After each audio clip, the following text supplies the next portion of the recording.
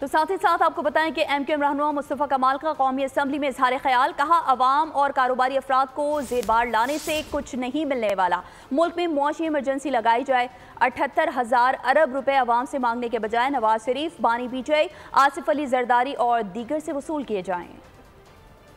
عام کے اوپر، بزنس کمیونٹی کے اوپر ہم چاہتے ہیں کہ بھئی ان سے ٹیکسز لے کر یہ سارا قرض بھی اتر جائے، سود بھی دے دیں، یہ ایسا نہیں ہونے والا جناب علی۔ میں یہ مطالبہ کرتا ہوں ایم کیو ایم پاکستان کی جانب سے کہ پاکستان میں فائنینشیل ایمرجنسی ڈکلیئر کی جائے، اور اس فائنینشیل ایمرجنسی کی ڈکلیریشن کے بعد کرنا کیا ہے اس کی ابتدا ہمارے لیڈران سے ہونی چاہیے۔ 78,000 ارب روپے ہم لوگوں سے مانگنے جا رہے ہیں، عوام سے، اس سے پہلے ذرا پاکستان کے لیڈران جناب نواز شریف صاحب،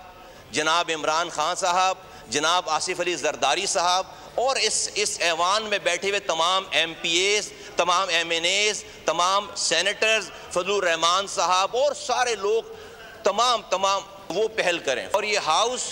یہ جو ہم لوگ یہاں بیٹھے ہوئے ہیں، ہم یہ اعلان کریں کہ 25% ہم اپنی ملکیت جو کہ ہماری جائیدادیں ہیں وہ ہم پاکستان کے لیے عطیہ کرتے ہیں۔ تمام حاضر جرنیل 50 کروڑ روپے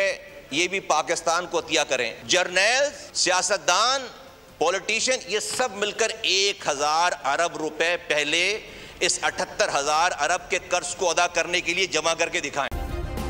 سبسکرائب کریں اور بیل دبائیں تاکہ کوئی خبر رہ نہ جائے۔